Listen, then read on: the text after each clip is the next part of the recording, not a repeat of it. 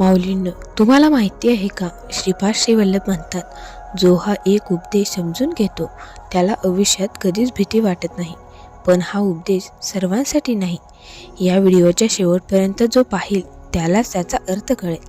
त्यामुळे video skip करू नका. तर पाहूयात आपण श्रीपाद श्रीवल्लभ चरित्रामृत या दिव्य ग्रंथातील अध्याय 13वा आहे अनंत शर्मा वृत्तांत, कण्व महर्षी आश्रम वर्णन. शुभमस्तू निर्विघ्नमस्तू.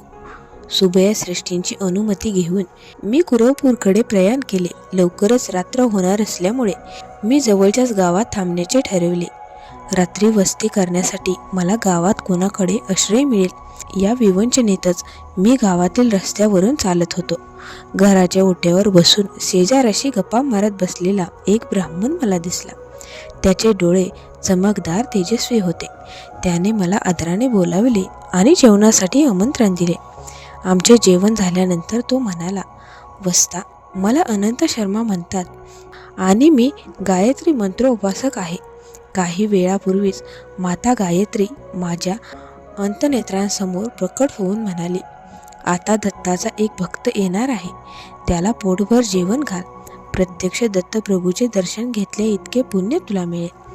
मातेने प्रकट केलेल्या त्या इच्छेची पूर्तता केली तर मला फार मोठे समाधान वाटेल. मी म्हणालो, महोदय, मी दत्तभक्तच आहे. दत्तप्रभूंनी प्रस्तुत काळात श्रीपाद श्रीवल्लभ नावाने अवतार घेतला आहे असे ऐकून त्यांच्या दर्शनासाठी मी कुरवपूरला निघालो आहे. माझे नाव शंकर भट्ट असे असून मी कर्नाटकी ब्राह्मण आहे. माझे बोलणे ऐकून अनंत शर्मा हसले. ते म्हणाले, अहो, माझ्या उपनयनाच्या वेळी आमच्या घरी एक अवधूत आला. आमच्या घरच्यांनी त्याची सर्व प्रकारे सेवा केली. त्याने गायत्री अनुष्ठानाविषयाशी संबंधित अनेक विषय समजावून सांगितले. बृहतशिला कोण, पेंचलकोन येथे नरसिंहला पाण्यासाठी जा असे सांगितले. माझे वडील मला पेंचलकोनला घेऊन आले. नरसिंहांचे दर्शन घेऊन आम्ही मंदिराच्या प्रवेशद्वाराजवळ बसलो होतो. माझे वडील तेथेच ध्यानस्थ झाले. त्यांची ती ध्यानस्थ अवस्था रात्रंदिवस चालू होती. मला भीती वाटायला लागली. भुकेने जीव व्याकुळ झाला. कोणीतरी अनोळखी इसम आला आणि मला जेवण दिले. त्याने मला भयंकर घनदाट आणि दुर्गम अशा जंगलात बोलावून नेले. तेथे एका डोंगरावर एक गुहा होती. त्याने मला त्या गुहेत नेले आणि अचानकपणे तो अदृश्य झाला. त्या गुहेमध्ये मी एक अतिवृद्ध तपस्वी पाहिला. त्याचे डोळे अगदी गोलकासारखे दिसत होते. 101 ऋषी त्याची सेवा करीत होते. तो वृद्ध ऋषी माझ्याबरोबर बोलायला लागला. त्या तपस्व्याने सांगितले, कण्व ऋषी म्हणतात, तो मीच आहे आणि ही माझी तपोभूमी आहे. तुला हे जे तारुण्य शिष्य दिसत आहेत त्यांचे वय हजारो वर्षे आहे. अवधूत रूपी दत्तानी तुला दर्शन दिल्यामुळे तुला महापुण्याची प्राप्ती झाली आहे आणि त्यामुळेच या तपोभूमीत येणे तुला शक्य झाले. माझे आश्चर्य वाटत होते आणि त्याचबरोबर माझे मन गोंधळून गेले होते. माझ्या तोंडातून शब्दच फुटत नव्हता आणि सर्वांग थरथरत होते. कण्व ऋषी मला म्हणाले, सध्या श्री दत्तगुरू पिटिकापूरमध्ये श्रीपाद श्रीवल्लभ रूपात आहेत. आमच्यावर दया करून कृपा करावी अशी विनंती आपण दत्तप्रभूंना करूया. तुला लवकरच श्रीपाद श्रीवल्लभांच्या पादुकांचे दर्शन घडेल असे म्हणून त्यांनी माझ्या डोक्यावर हात ठेवला. मला आशीर्वाद दिला. त्यानंतर क्षणार्धात मी माझ्या वडिलांजवळ पोहोचलो. माझ्या वडिलांची ध्यानधारणा संपली होती. आम्ही दोघे आमच्या गावी परत आलो. विचित्र प्रकाराने झालेली कण्व ऋषींची भेट किंवा दत्तप्रभू पिटिकापूरमध्ये आहेत याबद्दलची कोणतीही माहिती मी माझ्या वडिलांना सुद्धा सांगितली नाही. राजमहेंद्री जवळील पट्टसाचल पुण्यक्षेत्र. कालचक्र आपल्या वेगाने फिरतच होते. कण्व महर्षींच्या आशीर्वादाच्या प्रभावामुळे मला ध्यान करताना अनेक वेळा श्रीपादांच्या पादुकांचे दर्शन होत होते. एकदा आमचे काही नातलग आमच्या घरी आले होते. पवित्र नद्यांमध्ये स्नान करून पुण्यक्षेत्रांचे दर्शन घ्यावे अशी इच्छा त्यांना झाली. त्यांनी माझ्या वडिलांना सुद्धा त्यांच्याबरोबर येण्याची विनंती केली. तेव्हा मी 10 वर्षाचा होतो. त्यांनी मला सुद्धा आपल्याबरोबर तीर्थयात्रेला नेले. आम्ही सर्वजण राजमहेंद्री गावी गेलो. ते गोदावरी नदीकाठी आहे. राजमहेंद्रीच्या उत्तरेला एक डोंगर आहे. तेथे अनेक ऋषी तप करीत असत. त्याशिवाय पूर्वेला सुद्धा एक डोंगर आहे आणि तेथे सुद्धा तपस्वी ऋषी राहत असत.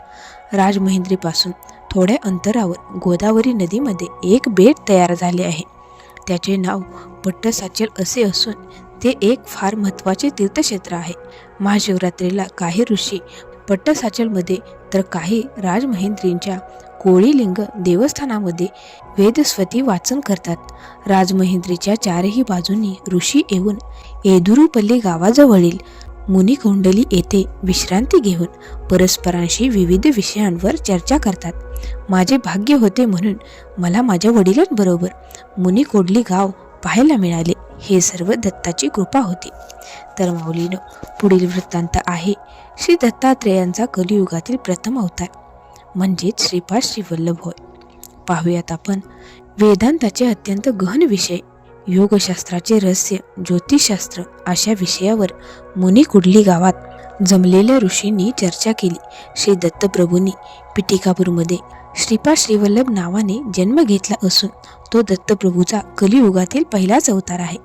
याविषयी सर्व ऋषींनी चर्चेमध्ये एकमताने सांगितले. तसेच श्रीपाद श्रीवल्लभ हे पूर्णावतार आहेत असेही सर्वांनी सांगितले. भौतिकरित्या त्यांचे दर्शन घेऊ न शकणाऱ्यांना आपल्या हृदयामध्येच त्यांचे दर्शन घेता येते. तसेच या अवतारामध्ये दत्तगुरू अतिशय शांत आणि अत्यंत करुणामयी आहेत असे सांगितले. माझ्या वडिलांनी मला पिटिकापूरला नेले.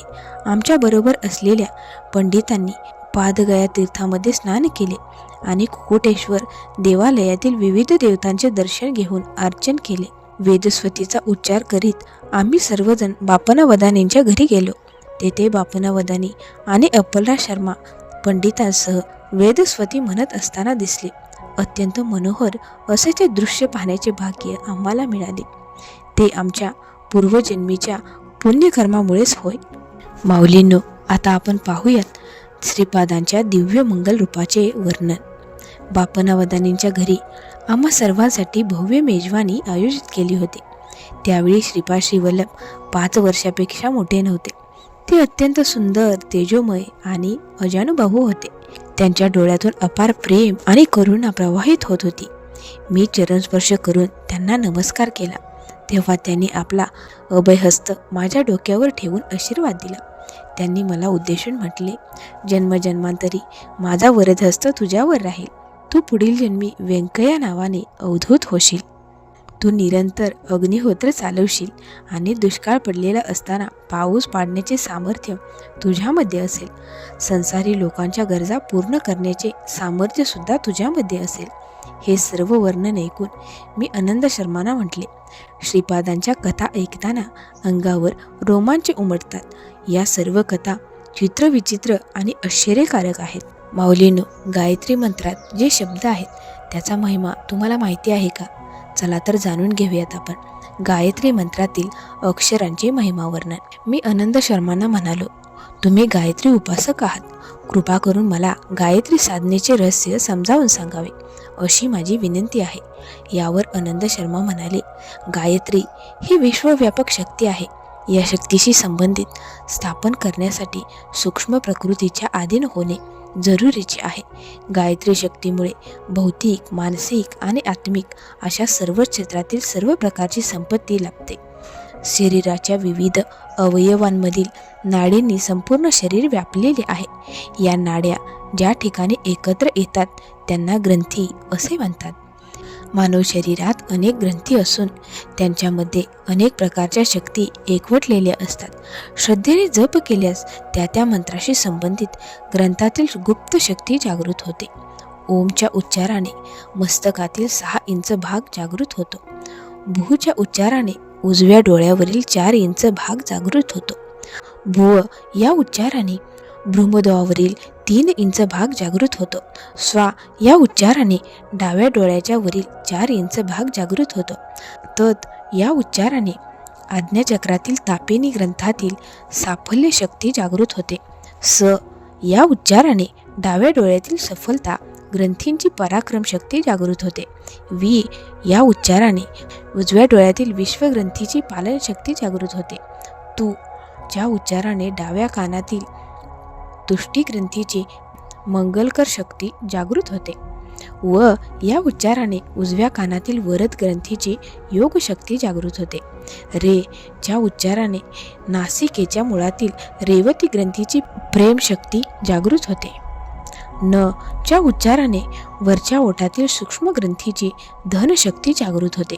य च्या उच्चाराने खालच्या ओठातील ज्ञानग्रंथीची तेजशक्ती जागृत होते. भर या उच्चाराने कंठातील भर्ग ग्रंथीची रक्षण शक्ती जागृत होते. गो या उच्चाराने कंठतळातील गोमती ग्रंथीची बुद्धिशक्ती जागृत होते. दे या उच्चाराने छातीच्या डाव्या भागातील वेदिक ग्रंथीची दमन शक्ती जागृत होते व या उच्चाराने छातीच्या उजव्या भागातील वाहिक ग्रंथीची निष्ठा शक्ती जागृत होते. स्व या उच्चाराने पोटाच्या वरील भागात बरगड्या जुळतात तेथील सिहिनी ग्रंथीची धारणा शक्ती जागृत होते.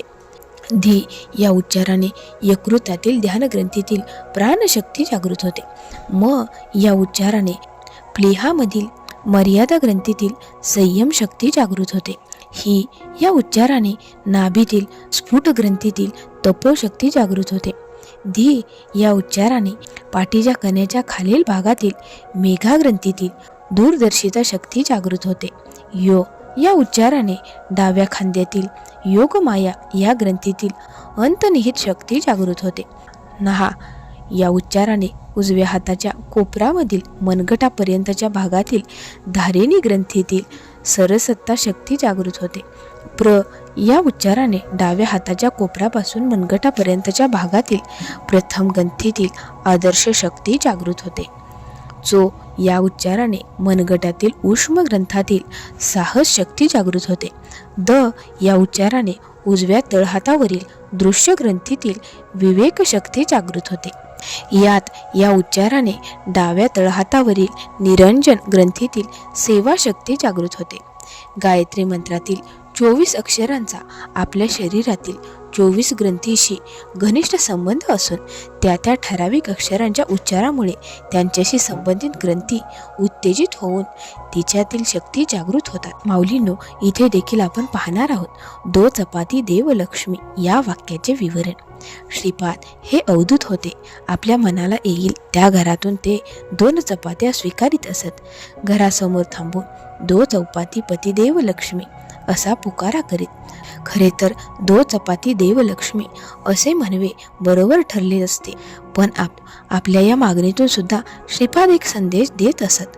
त्यामुळेच दो चपाती देव लक्ष्मी असे म्हणण्याऐवजी ते दो चौ पती देव लक्ष्मी असे म्हणत या वाक्यांमध्ये गूढार्थ भरलेला आहे. दो म्हणजे 2, चौ म्हणजे 4, पतिदेव याचा अर्थ जगतपती म्हणजे परमेश्वर आणि लक्ष्मी म्हणजे जगतमाता माया. 9 हा आकडा परमेश्वर स्वरूप आहे आणि 8 हा आकडा माया स्वरूप आहे. त्यामुळे श्रीपादांच्या त्या वाक्यातून 2, 4, 9 आणि 8 असे अंक सुचवले जातात. त्यामुळे 2, 4, 9, 8 या आकड्यांमध्ये गायत्री, परमेश्वर आणि पराशक्ती म्हणजेच माया हे सर्व सामावलेले आहे.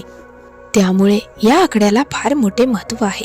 यातील पहिले 2 अंक 2 आणि 4 एकापुढे एक ठेवल्यास 24 हा आकडा येतो. हा 24 आकडा गायत्री मंत्रामधील 24 अक्षरांचे द्योतक आहे, हे लक्षात ठेव. यावर मी आनंद शर्मांना म्हणालो, स्वामी 9 हा आकडा परमेश्वर स्वरूप आणि 8 हा आकडा पराशक्ती माया स्वरूप असतो हे समजले, परंतु 24 आकडा म्हणजेच गायत्री मंत्रातील अक्षरांचा अर्थ मला नीटपणे समजलेला नाही. तेव्हा तो जरा जास्त विस्तारून सांगण्याची कृपा करावी. तर पाहूयात आपण गायत्री मंत्राचे सविस्तर विवरण. गायत्री मंत्र हा कल्पवृक्ष स्वरूप आहे. ओम हे त्याचे मूळ आणि बुंदा आहे. त्याचा अर्धा भाग मुळांच्या रूपाने अव्यक्त पार, अर्धा भाग भुंग्याच्या रूपाने व्यक्त स्वरूपात आहे. ओम मधून परमेश्वराचे ध्यान होते. ओमच्या बुंद्याला भू, भुवा आणि स्वा या 3 शाखा फुटलेल्या आहेत आणि या 3 शाखांना प्रत्येकी 3 उपशाखा फुटलेल्या आहेत. भू ही शाखा आत्मज्ञान देते. भुवा ही शाखा शरीरधारी जीवाने आचरणात आणावयाच्या कर्मयोगाचे ज्ञान देते आणि स्वा शाखेमुळे मनाची चंचलता आणि मनातील द्वंद्व नाहीसे होऊन स्थिरता येते. त्यामुळे एकाग्रता होऊन समाधी अवस्था प्राप्त होते. भू या पहिल्या शाखेतून तत, सवितू आणि वरेण्य या 3 उपशाखा निघतात. तत्मुळे शरीरधारी जीवाला जीवनाच्या विज्ञानाची माहिती मिळते. सवितू मुळे शरीराला आणि मनाला विविध शक्ती मिळतात आणि वरेण्य मुळे जीवामधील पशुत्व नष्ट होऊन दिव्य व्यक्तित्व लाभते. भुवा या शाखेतून भर्गो, देवस्व आणि धीमही अशा 3 उपशाखा निघतात. भर्गो या उपशाखेमुळे मनाचे आणि अंतरात्म्याचे मिलिनत्व दूर होऊन ती निर्मल होतात. देवस्यमुळे फक्त देवतांनाच साध्य असलेली दिव्यदृष्टी मानवाला साध्य होते आणि धीमही मुळे मनात आणि अंतरात्म्यात सद्गुण निर्माण होऊन ते वाढत जातात. स्वाहा या शाखेतून धियो, योना आणि प्रचोदयात अशा 3 उपशाखा उत्पन्न होतात. धियोमुळे विवेकबुद्धी जागृत होऊन वाढीस लागते. योनामुळे संयम निर्माण होऊन मनावर ताबा ठेवून योग्य आचरण करण्याचे बळ मिळते आणि प्रचोदयात मुळे मनामध्ये समस्त जीवराशीबद्दल प्रेम आणि सेवाभाव उत्पन्न होतो. वस्ता शंकरभट्टा, आता तुला समजले असेल की गायत्री कल्पवृक्षाच्या 3 शाखा असून त्यांना प्रत्येकी 3 अशा एकूण 9 उपशाखा आहेत. हे सुद्धा 9 आकड्याचे एक वैशिष्ट्य आहे. तर आपण पाहूयात या 9 संख्येचे विवरण. अनंत शर्मांनी 9 संख्येचे महत्त्व सांगायला सुरुवात केली. ते म्हणाले, वस्ता शंकरा, या जगातील कोणालाही परमात्म्याचे स्वरूप पूर्णपणे समजलेले नाही, कारण तो अनाकलनीय आहे. जगामध्ये सतत अनेक बदल होत असताना पण परमात्मा हा स्थिर स्वरूपाचा म्हणजे न बदलणारा आहे. 9 हा आकडा सुद्धा स्थिर म्हणजे न बदलणारा आहे. 9ला कोणत्याही संख्येने गुणले तर येणाऱ्या संख्येतील गुणाकार सर्व आकड्यांची बेरीज केली तर शेवटी 9 आकडा येतो. 9च्या पाड्यातील संख्यांची बेरीज पहा. 9 दुने 18, 1 अधिक 8 बरोबर 9, 9 पंचे 45, 4 अधिक 5 बरोबर 9. इतकेच नव्हे तर 9 गुणुले 12 बरोबर 108, 1 अधिक 0 अधिक 1 बरोबर 9, 9 गुणुले 13 117, 9 गुणुले 14 बरोबर 126, 9 गुणुले 23 बरोबर 207, 9 गुणुले 27 बरोबर 243, 9 गुणुले 39 बरोबर 351. म्हणजेच 9ला कोणत्याही संख्येने गुणून त्यातील आकड्यांची बेरीज करीत गेलो तर शेवटी 9च येतात. 9 हा आकडा परमेश्वराप्रमाणेच अपरिवर्तनीय आहे, म्हणूनच त्याला परमेश्वराचे रूप मानतात. आता आपण पाहूयात या 8 संख्येचे विवरण काय आहे ते. 8 ही संख्या माया स्वरूप असून अनघा माता तत्व आहे. 8ला 1ने गुणल्यास उत्तर 8 येते. त्याचप्रमाणे 8ला 1ने गुणल्याने 8च येते. 8ला 2ने गुणल्याने 16 येऊन त्यांची बेरीज 1 अधिक 6 बरोबर 7 येते. 8ला 3ने गुणल्याने 24 येऊन 2 अधिक 4 बरोबर 6. 8ला 4ने गुणल्याने 32 येऊन त्यांची बेरीज 3 अधिक 2 बरोबर 5. 8ला 5ने गुणल्याने 40 येऊन त्यांची बेरीज 4 अधिक 0 बरोबर 4. 8ला 6ने गुणल्याने 48 येऊन त्यांची बेरीज 4 अधिक 8 बरोबर 12 आणि 12ची बेरीज 1 अधिक 2 बरोबर 3. 8ला 7ने गुणल्याने 56 येऊन त्यांची बेरीज 5 अधिक 6 बरोबर 11 आणि 11ची बेरीज 1 अधिक 1 बरोबर 2.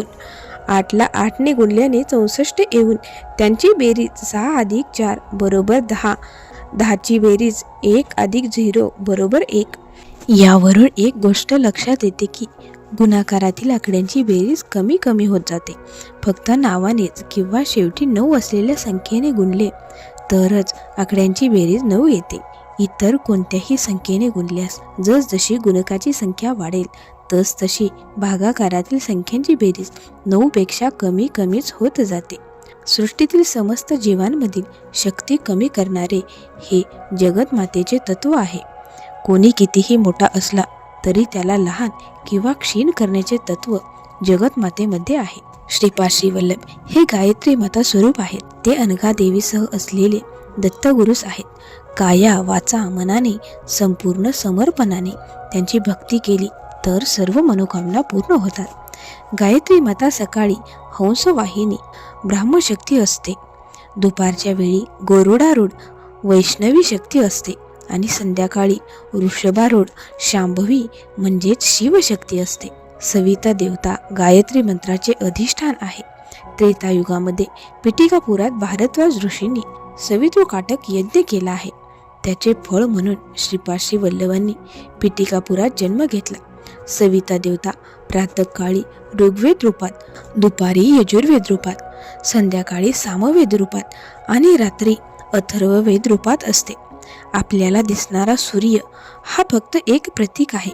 अति उच्च पातळीवरील योगीच फक्त महाजाज्वल्य तेजाने झळकणारी ब्रह्मयोनी पाहू शकतात. तिच्यामधून कोट्यानुकोटी ब्रह्मांडाची उत्पत्ती होते. काही काळ ती वाढत राहतात आणि नंतर तिच्यामध्येच ते सर्व ब्रह्मांडे लय पावतात. या सर्व क्रिया एकाच वेळी आणि सतत चालू असतात. हे असंख्य खगोल आणि त्यावरील सृष्टी यांची उत्पत्ती, स्थिती आणि लय यांच्यावर नियंत्रण ठेवणारी सविता देवीची शक्ती म्हणजेच सावित्री असे असले तरीही गायत्री आणि सावित्री एकच आहेत. शवदहन करणारा अग्नी लोहित म्हणून ओळखला जातो, तर स्वयंपाक करताना मदत करणारा अग्नी हा रोहित म्हणून ओळखला जातो. तरीही ते दोन्ही ज्याप्रमाणे एकाच अग्नीची रूपे आहेत, त्याचप्रमाणे गायत्री आणि सावित्री ही सुद्धा एकाच महाशक्तीची दोन वेगवेगळी रूपे आहेत. जगातील असंख्य जीवांच्या प्रगतीची क्रिया सतत चालू ठेवण्यासाठी इहलोकांशी संबंधित अशा अनेक गोष्टींची जरुरी असते. या सर्व गोष्टी सावित्री मातेच्या प्रभावानेच तयार होत असतात. तर या जीवशरीराची आध्यात्मिक उत्पत्ती गायत्री मातेच्या प्रभावाने होते. इहलोकाचे सर्व सुखोपभोग अनुभवण्यामध्ये आणि परलोकातील विमुक्त स्थितीत दिव्यानंद अनुभवण्यामध्ये समन्वय असला पाहिजे. श्रीपाद चरणांना शरण गेलेल्यांना इह आणि परलोकांतील सर्व सुखे मिळतील.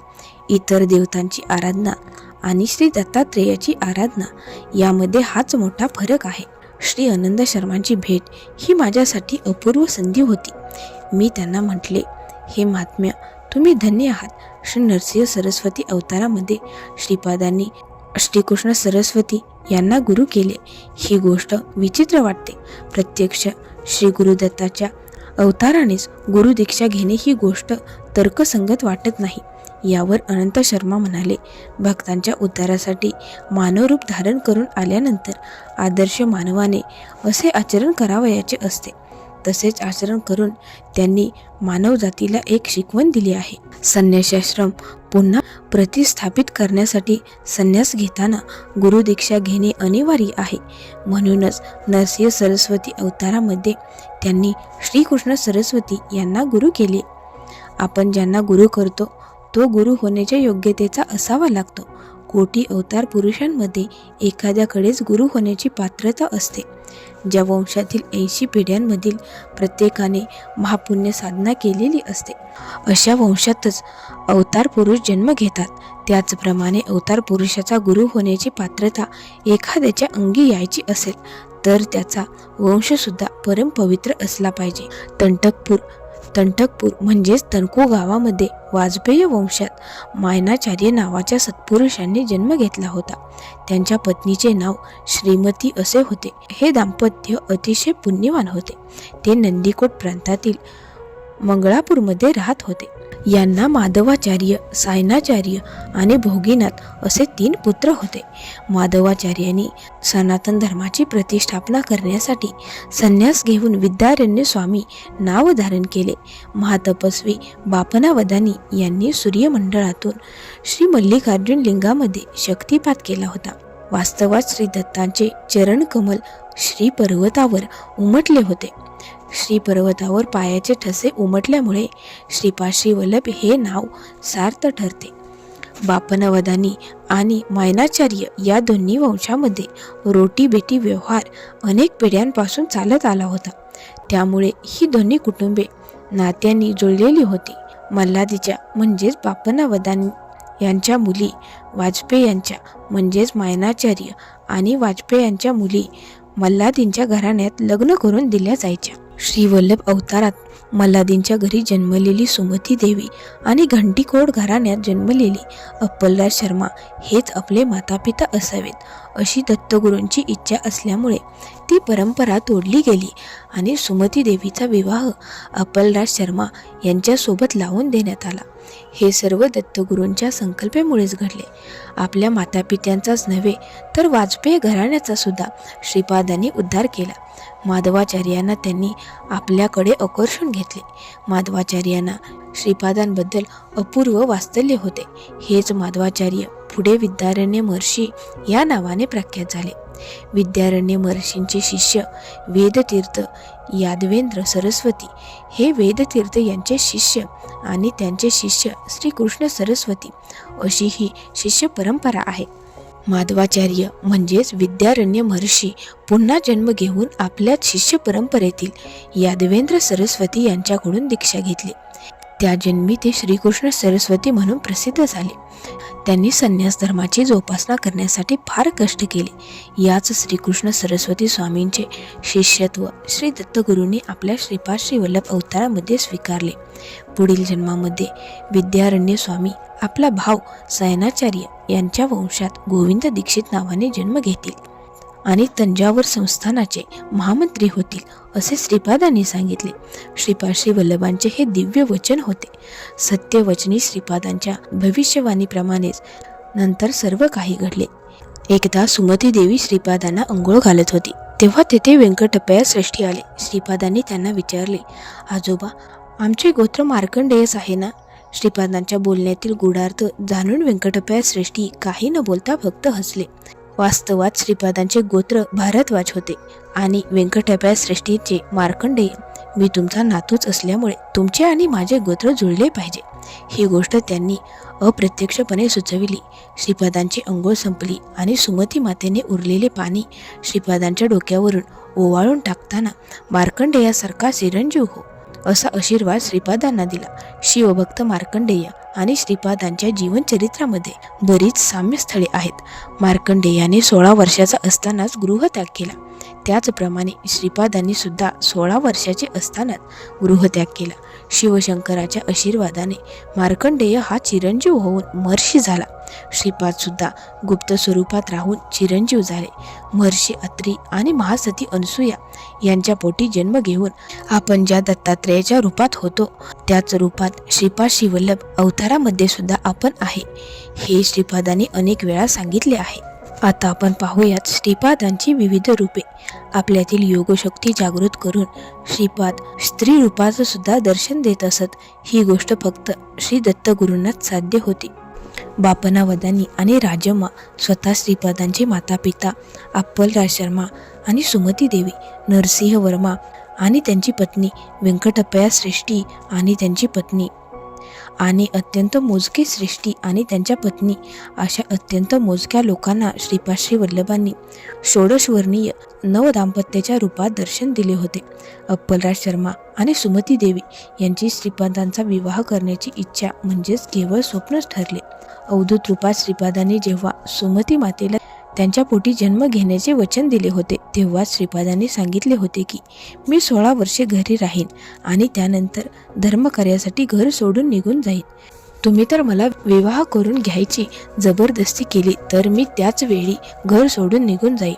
तुम्हाला माझ्या इच्छेप्रमाणेच वागावे लागेल. मी अनघामाता आणि दत्तगुरू ही आदी दंपती आहे. त्यांना जन्म मृत्यू नाही. ते लीलाविहारी आहे.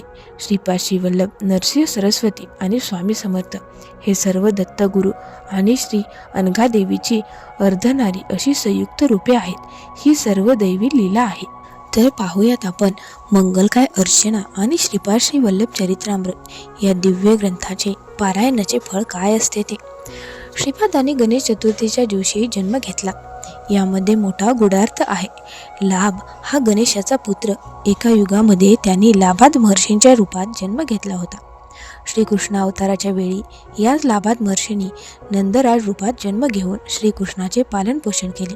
श्रीपाद श्री वल्लभ अवतार काळी याच लाभांनी सुमती मातेच्या रूपात जन्म घेतला आपल्या भक्तांच्या समस्त विघ्नांचा नाश करण्यासाठी दत्तगुरूंनी आपल्यामध्ये विघ्ननाशक श्री गणेशाचे तत्व स्थापित करून घेऊन श्रीपाद श्री वल्लभ रूपात जन्म घेतला. चित्रा नक्षत्रावर त्यांचा जन्म झाला. 16 वर्ष पूर्ण झाल्यावर चित्रा नक्षत्रापासून 27वे असलेल्या हस्त नक्षत्रावर श्रीपादांनी गृहत्याग केला आणि ते कुरवपुरात अंतर्धान पावले. आपापल्या जन्मकुंडलीप्रमाणे 27 नक्षत्रांमधून नवग्रह भ्रमण करीत असताना त्यांच्यामुळे होणाऱ्या अनिष्ट परिणामांचे निवारण करण्यासाठी श्रीपाद भक्तांनी मंडल दीक्षा आचरली पाहिजे. श्रद्धा भक्तियुत भावाने श्रीपादांना एक मंडल अर्पण केले किंवा त्यांच्या दिव्य चरित्रामृताचे पारायण केले तर त्यांच्या सर्व इच्छा सफल होतात. मन, बुद्धी, चित्त व अहंकार यांच्यामधून प्रत्येकी 10 दिशांना स्पंदनांचा प्रकार होत असतो. ती वेगवेगळ्या 40 दिशांमध्ये पसरत असतात. या सर्व स्पंदनांना एकत्रितपणे श्रीपादांच्याकडे वळवण्यास ती त्यांच्या चैतन्यामध्ये विलीन होतात. तेथे त्यांच्यावर जरुरीचे संस्कार होऊन पुन्हा ती स्पंदने साधकाकडे येतात. त्या संस्कारित स्पंदनांमुळे साधकाच्या सर्व धर्मसंबंध इच्छांची पूर्तता होते. वस्ता, शंकरा, तू श्रीपादांचे चरित्र लिहिणार आहेस हे मला अंतर्दृष्टीने समजले आहे. सर्वसाधारणपणे पारायण ग्रंथामध्ये लेखकाची वंशावळी आणि विविध स्तोत्रे समाविष्ट केलेली असतात, परंतु तू लिहिणार असलेल्या श्रीपादांच्या चरित्रामध्ये तुझी वंशावळी लिहिण्याची आवश्यकता नाही. प्रभूचे ध्यान करून तुझ्या अंतर्यामी श्रीपादांना प्रतिष्ठापित करून सर्वांना सुलभपणे समजेल असे लिहित जा. तुझ्या अंतर्यामी श्रीपादांचे चैतन्य असेल आणि ते चैतन्यच तुझ्याकडून ग्रंथाचे लेखन करून घेईल. तुझ्या ग्रंथामध्ये जसे लिहिले जाईल तसेच सर्व घडेल. कोणी भक्त जर स्वयंस्फूर्तीने चरित्र ग्रंथ लिहित असेल तर त्यामधील मंत्र छंदयुक्त असलेच पाहिजेत असे नाही. सुचेल तशी शब्दांची जोडणी करून स्थळीय भाषेमधील शब्द वापरून आणि व्याकरणदृष्ट्या चुकीची अर्थरचना करून जरी ग्रंथ लिहिला असेल तरी तो आहे तसाच वाचावा. छंदबद्धता नाही म्हणून त्यामध्ये काही बदल करू नये. तसे केले तर त्याच्या पठणाचे फळ मिळणार नाही. भक्ताने भक्तिपूर्वकतेने लिहिलेल्या पंदामुळेच परमेश्वर संतुष्ट होतो. त्या पंदामध्ये परमेश्वराचा आशीर्वाद भरलेला असतो. ती पदे आहेत त्याच स्वरूपात गायली तर आपले चैतन्य त्वरेने भगवंताच्या चैतन्याशी एकरूप होते. परमेश्वर हा भावाचा भुकेला असतो, बाह्य उपचारांचा नाही. भावना हीच त्या पंदांमागील खरी शक्ती असते. ही गोष्ट लक्षात ठेवली पाहिजे. मी शंकर भट्ट म्हणालो, तुम्ही प्रेमाने दिलेल्या भोजनानंतर श्रीपाद आणि सद्गुरूंची जी माहिती विवरण केली त्यामुळे मला आनंद झाला. आता मला श्रीपादांच्या अवतारांविषयी माहिती देऊन उपकृत करावे. आनंद शर्माने श्रीपाद श्री वल्लभ अवताराची माहिती सांगायला सुरुवात केली.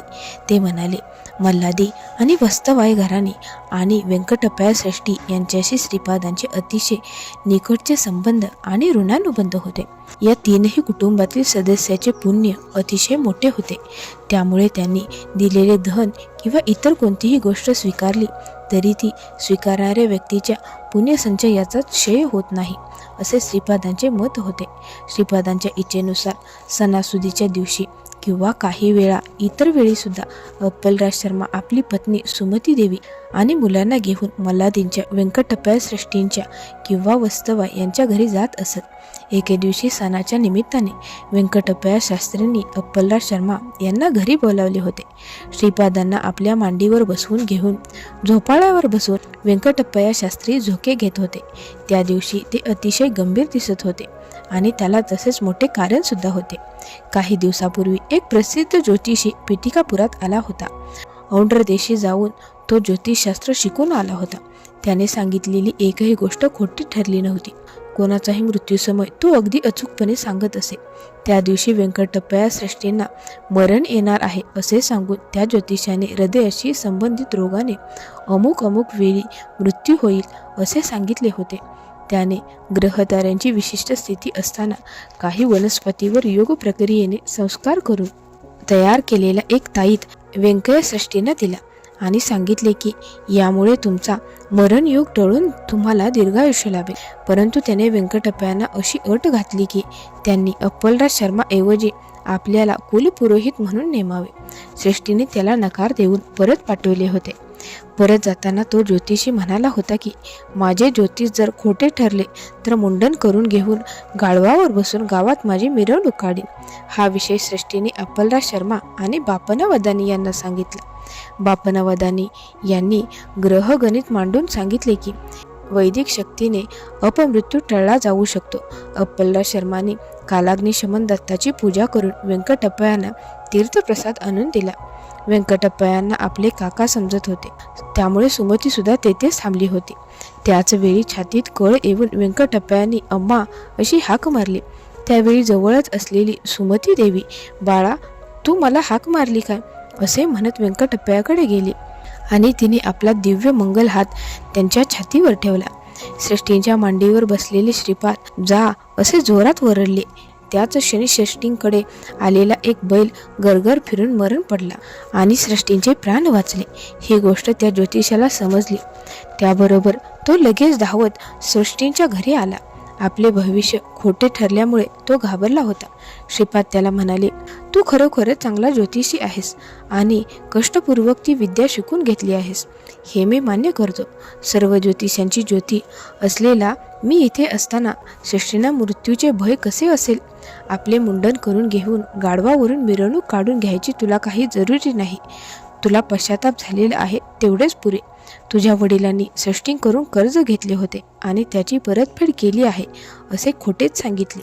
ते खोटे बोलताना गायत्री माता साक्ष होती.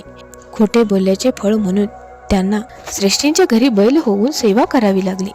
सृष्टी धर्माचरणी होते म्हणून त्यांनी त्या बैलाला खाऊ पिऊ घालून प्रेमाने वाढवले. आता मी तुझ्या वडिलांना उत्तम जन्म दिला आहे. सृष्टींचे कर्मफल बैलाला देऊन सृष्टींचा अपमृत्यू टळाला आहे. तू आता त्या बैलाच्या शरीरावर अग्निसंस्कार करून अन्नदान कर. मी तुझ्या वडिलांच्या कर्मफलाचा नाश करून त्यांना उत्तम जन्म देईन असे त्या ज्योतिषाला सांगितले. वस्ता शंकरा, श्रीपाद अनेक प्रकारे प्राणरक्षण करतात. काही वेळा पुढील जन्मातील आयुष्य कमी करून चालू जन्मातील आयुष्य वाढवितात किंवा कर्मफलाची अदलाबदल करून जसे सृष्टींचा अपमृत्यू टळाला तसे आयुष्य वाढवतात. काही वेळा हितचिंतकाच्या आयुष्याचा काही भाग दुसऱ्याला देतात, तर काही वेळा आपल्या अलौकिक शक्तीने मृत्यूला परत पाठवू शकतात. शरीरातील क्रिया थांबवून योगीजन आपली प्राणशक्ती नियंत्रणात ठेवू शकतात. श्रीपाद हे योगसंपन्न अवतार आहेत. त्यांना असाध्य असे काहीच नाही. श्वासोच्छ्वास थांबवून मुक्ती मिळवणे सुलभ आहे. क्रियायोगी हे आपल्या प्राणशक्तीला आज्ञाचक्र, विशुद्ध चक्र, अनाहत चक्र, मणिपूर चक्र, स्वाधिष्ठान चक्र आणि मूलाधार चक्र यामधून वरून खाली आणि खालून वर फिरवू शकतात. ही योगक्रिया एक वेळ होण्यासाठी लागणारा काळ हा नैसर्गिकपणे आध्यात्मिक विकास होण्यासाठी लागणाऱ्या 1 वर्षासमान असतो.